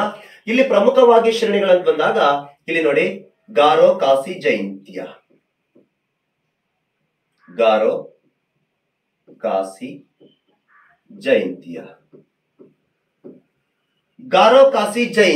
ಎನ್ನುವಂತ ಒಂದು ಶ್ರೇಣಿಗಳು ಹೋಗಿದ್ದಾವೆ. ಈ ಗಾರೋ ಕಾಸಿ ಜೈಂತಿಯಾ ನಿಮಗೆ ಗೊತ್ತಿರ್ಲಿ, ಕಾಸಿ ಬೆಟ್ಟದಲ್ಲಿ ಬರೋದೇ ಮೌಸಿನ್ ರಾಮ್. ದಾಖಲೆ ಪ್ರಪಂಚದಲ್ಲಿ ಅತಿ ಹೆಚ್ಚು ಮಳೆ ಪಡೆಯುವ ಮೌಸಿನ್ ರಾಮ್ ಕಾಸಿ ಬೆಟ್ಟದಲ್ಲಿ. ಚಿರಾಪುಂಜಿನೂ ಅಲ್ಲೇ ಬರುತ್ತೆ. ಗಾರೋದಲ್ಲಿ the capital of Meghalaya Shillong ಇದೆ. ಇದರಲ್ಲಿ ಬರೋದೇ ಮೌಸಿನ್ ರಾಮ್. ಚಿರಾಪುಂಜಿ ಎರಡು ಇಲ್ಲೇ ಬರ್ತವೆ. ಚಿರಾಪುಂಜಿ ಹೌದಾ? ಎಸ್. ಎಲ್ಲಿದಾವೆ ಇವು? ಮೇಘಾಲಯ ನೋಡಿ, ಮೇಘಾಲಯ, ತ್ರಿಪುರ, ಮಿಜೋರಂ, ಮಣಿಪುರ್, ನಾಗಾಲ್ಯಾಂಡ್, ಅರುಣಾಚಲ ಪ್ರದೇಶ್. ಹೌದಾ? ಇನ್ನೂ ಮುಗುದಿಲ್ಲ. ಇಲ್ಲೊಂದು ಶ್ರೇಣಿ ಇದೆ ನೋಡಿ. ಈ ಒಂದು ಮಣಿ ಬೆಟ್ಟದ ಪಶ್ಚಿಮ ಭಾಗದಲ್ಲಿ, ಅಸ್ಸಾಮಿನ ಪೂರ್ವ ಭಾಗದಲ್ಲಿ ಬರುವ ಈ ಶ್ರೇಣಿ ಯಾವ್ದಾಗಿರುತ್ತೆ ಅಂದ್ರೆ ಬರೈಲ್ ಶ್ರೇಣಿ. ಬರೈಲ್ ಬೆಟ್ಟಗಳು. ಇದು ಬರೈಲ್ ಬೆಟ್ಟಗಳು ಅಂತ ಬಂದಾಗ ಸ್ನೇಹಿತರೆ, ಇದು ಉತ್ತರದಲ್ಲಿ ಧನಸಿರಿ ಕಣಿವೆಯಿಂದ ದಕ್ಷಿಣದಲ್ಲಿ ಇದು ಸಿಲ್ಟಾರ ಕಣಿವೆವರೆಗೆ ವಿಸ್ತರಿಸಿದೆ. ಪ್ರನೌನ್ಸ್ ಮಾಡ್ತಾ ಇದೆ ನೋಡಿ. ಉತ್ತರದಲ್ಲಿ ಧನಸಿರಿ ಕಣಿವೆಯಿಂದ ದಕ್ಷಿಣದ ಸಿಲ್ಟಾರ್ ಕಣಿವೆ ಅಂತ ಬರುತ್ತೆ ಅಸ್ಸಾಮು, ಅಲ್ಲಿಯ ತನಕ ವಿಸ್ತಾರಗೊಂಡಿದೆ. ಆ ದಕ್ಷಿಣದ ಸಿಲ್ಟಾರ್ ಕಣಿವೆಯಲ್ಲಿ ಕಾಚಾರ್ ಎನ್ನುವಂತ ಒಂದು ಪ್ರಮುಖವಾದ ಪ್ರಸ್ಥಭೂಮಿಯನ್ನು ಒಳಗೊಂಡಿರ್ತಕ್ಕಂಥ ಮೈದಾನ ಇದೆ. ಅದರಲ್ಲಿ ಸುರ್ಮಾ ಕಣಿವೆ ಬರುತ್ತೆ. ಇದರಲ್ಲಿ ಬರ್ತಕ್ಕಂಥ ಕಣಿವೆ ಯಾವುದು? ಸುರ್ಮಾ. ಕಾಚಾರ್ ಮೈದಾನದಲ್ಲಿ ಸೂರ್ಮಾ ಕಣಿವೆ ಬರುತ್ತೆ. ಅದಂದ್ರೆ ಬರೈಲ್ ಶ್ರೇಣಿ. ಇದು ಅಸ್ಸಾಮಿನ ಪೂರ್ವ ಭಾಗದಲ್ಲಿ ಇದೆ. ಈ ಕಡೆ ಬಂದ್ರೆ ಮಣಿಪುರ್. ಹೌದಾ?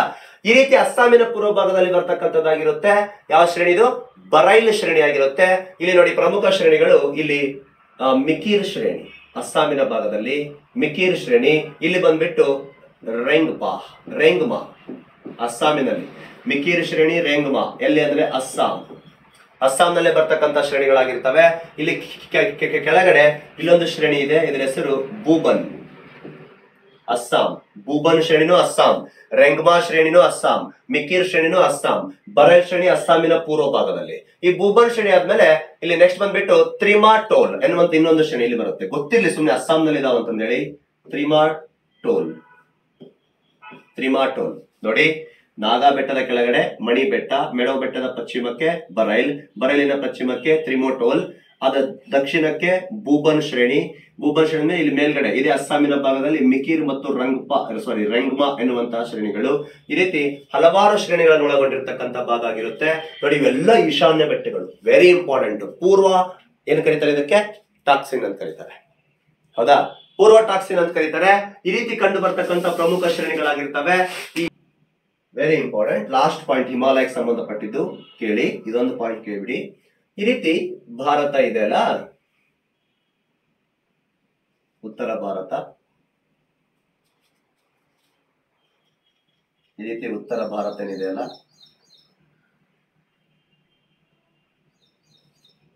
ಉತ್ತರ ಭಾರತ,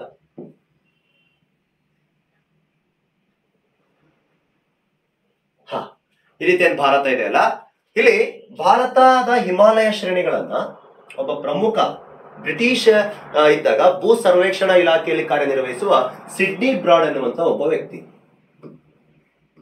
ಸಿಡ್ನಿ ಬ್ರಾಡ್, ಇವನು ಭಾರತದ ಭೂ ಸರ್ವೇಕ್ಷಣಾ ಇಲಾಖೆಯ ಒಬ್ಬ ಅಧಿಕಾರಿ. ಭೂ ಸರ್ವೇಕ್ಷಣಾ ಇಲಾಖೆ ಯಾವಾಗ? ಬ್ರಿಟಿಷರಿದ್ದಾಗ. ಭಾರತದ ಭೂ ಸರ್ವೇಕ್ಷಣಾ ಇಲಾಖೆಯ ಒಬ್ಬ ಅಧಿಕಾರಿ ಸಿಡ್ನಿ ಬ್ರಾಡ್, ಇವನು ಭಾರತದ ಈ ಒಂದು ಹಿಮಾಲಯವನ್ನ ಪ್ರಾದೇಶಿಕವಾಗಿ 4 ವಿಭಾಗಗಳಾಗಿ ವಿಭಾಗ ಮಾಡಿದ್ದಾನೆ. ಪ್ರಾದೇಶಿಕವಾಗಿ ಎಷ್ಟು ವಿಭಾಗಗಳು ಮಾಡಿದ್ದಾನೆ? 4 ವಿಭಾಗಗಳು ಮಾಡಿದ್ದಾನೆ. ನೋಡೋಣ 4 ವಿಭಾಗಗಳು ಯಾರು ಅಂತಂದ್ರೆ, ಇದು ಒಂದು ವಿಭಾಗ, ಆಮೇಲೆ ನಂತರ ಎರಡನೇ ವಿಭಾಗ ಅಂತ ಬಂದಾಗ ಒಂದು ಕಾಶ್ಮೀರ ವಿಭಾಗ, ನಂತರ ಕುಮೌನ್ ವಿಭಾಗ, ಕುಮೌನ್ ವಿಭಾಗ, ಒಂದು ನಿಮಿಷ, ಇದು ಸಿಂಧುವಿಂದ ಸಟ್ಲೇಜ್ ಕಾಳಿ, ಎಸ್, ಕುಮೈನ್ ವಿಭಾಗ, ಆಮೇಲೆ ನೇಪಾಳ ವಿಭಾಗ, ಆಮೇಲೆ ಅಸ್ಸಾಂ ವಿಭಾಗ ಅಂತೇಳಿ ಹಿಮಾಲಯವನ್ನು ಈ ರೀತಿ 4 ವಿಭಾಗಗಳಾಗಿ ಮಾಡಿದ್ದಾನೆ. ನೋಡಿ, ಒಂದು ವಿಭಾಗ ಯಾವ್ದಿದು? ಇದು ಕಾಶ್ಮೀರ್ ವಿಭಾಗ. ಏನಿದು? ಹಿಮಾಲಯದ ಪ್ರಾದೇಶಿಕ ವಿಭಾಗ. ಇಲ್ಲಿ ಬರೀತೀನಿ ನೋಡಿ, ಹಿಮಾಲಯದ ಪ್ರಾದೇಶಿಕ ವಿಭಾಗ ಮಾಡಿದ್ಯಾರು? Sydney broad. ಒಂದು ಯಾವ ವಿಭಾಗ ಇದು? ಕಾಶ್ಮೀರ್ ವಿಭಾಗ. ಕಾಶ್ಮೀರ್ ವಿಭಾಗ. ಇದು ಕುಮೌನ್ ವಿಭಾಗ. ಕುಮೌನ್ ವಿಭಾಗ. ಇದು ನೇಪಾಳ ವಿಭಾಗ. ಇದು ಅಸ್ಸಾಂ ವಿಭಾಗ ಅಂತೇಳಿ 4 ವಿಭಾಗಗಳಾಗಿ ಮಾಡಲಾಗಿದೆ. 4 ವಿಭಾಗದಲ್ಲಿ ಒಂದು ಬಂದ್ಬಿಟ್ಟು ಈ ಒಂದು ಕಾಶ್ಮೀರ್ ವಿಭಾಗ ಎಲ್ಲಿಂದ ಪ್ರಾರಂಭ ಆಗುತ್ತೆ ಅಂದ್ರೆ, ಪ್ರಿಯ ಸ್ನೇಹಿತರೆ, ಈ ಕಡೆ ಸಿಂಧೂ ನದಿಯಿಂದ, ಯಾವ ನದಿಯಿಂದ? ಸಿಂಧೂ ನದಿಯಿಂದ ಎಲ್ಲಿಯ ತನಕ ಅಂದ್ರೆ ಸಟ್ಲೇಜ್ ನದಿಯ ತನಕ. ಯಾವ ನದಿ? ಸಟ್ಲೇಜ್.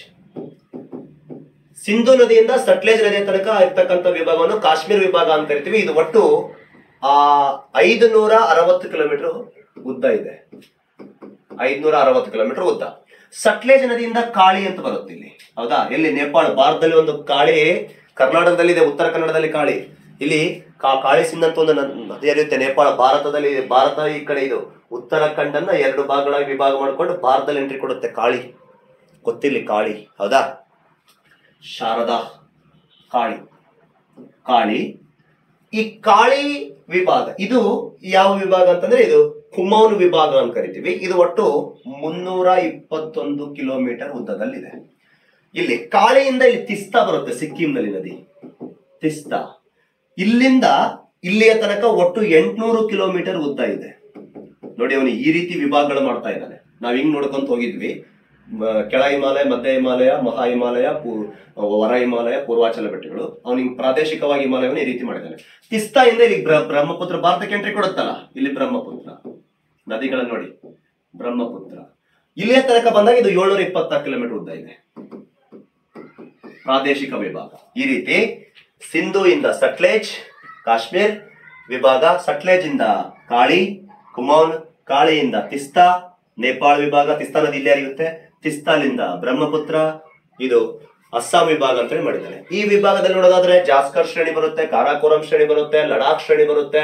ಅಷ್ಟೇ ಅಲ್ಲದೆ ಇಲ್ಲಿ ಎತ್ತರವಾದ ಶಿಖರ ಈ ಪಶ್ಚಿಮ ಭಾಗದಲ್ಲಿ ಹಿಮಾಲಯದಿಂದ ಪ್ರಾರಂಭಗೊಳ್ಳುವ ನಂಗ ಪ್ರಪಾತ್ ಬರುತ್ತೆ. ಇಲ್ಲಿ ಪ್ರಮುಖವಾಗಿ ಉಲ್ಲಾರ್ ಸರೋವರ, ದಾಲ್ ಸರೋವರ, ಎಷ್ಟೋ ನದಿಗಳು, ಸಿಂಧು ನದಿ ಉಪನದಿಗಳ ಜೀಲಂ, ಚಿನಾಬ್, ರಾವಿ, ಬಿಯಾಸ್, ಸಟ್ಲೇಜ್ ಎನ್ನುವ ನದಿಗಳೆಲ್ಲ ಹರಿತವೆ ಈ ಭಾಗದಲ್ಲಿ, ಹೌದಾ? ಈ ಒಂದು ಕಾಶ್ಮೀರ್ ವಿಭಾಗದಲ್ಲಿ.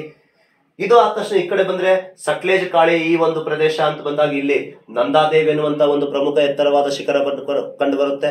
ಇದು ಕಾಳಿ ನದಿಯ ತನಕ ವಿಸ್ತಾರಗೊಂಡಿರ್ತಕ್ಕಂಥದ್ದು, ಒಂದು ಬಯೋಸ್ಫಿಯರ್ ರಿಸರ್ವರ್ ಆಫ್ ಇಂಡಿಯಾ ಆಗಿರುತ್ತೆ ಈ ಒಂದು ಭಾಗದಲ್ಲಿ. ಹೀಗೆ ಮುಂದಕ್ಕೆ ಬಂದ್ರೆ ಇಲ್ಲೇ ನೀವು ಹೇಳಕ್ ಹೋಗ್ಬೇಡ್ರಿ ಯಾವ ವಿಭಾಗ, ನೇಪಾಳ ವಿಭಾಗ ಅಂತ ಬಂದಾಗ ಮೌಂಟ್ ಎವರೆಸ್ಟ್ ಶಿಖರ ಬರುತ್ತೆ, ಅನ್ನಪೂರ್ಣ, ಧವಲಗಿರಿ, ಮಾನಸ್ಲು, ಮಾಕೂಲ, ಗಣೇಶ, ಗೌರಿ ಶಂಕರ, ಹೌದಾ?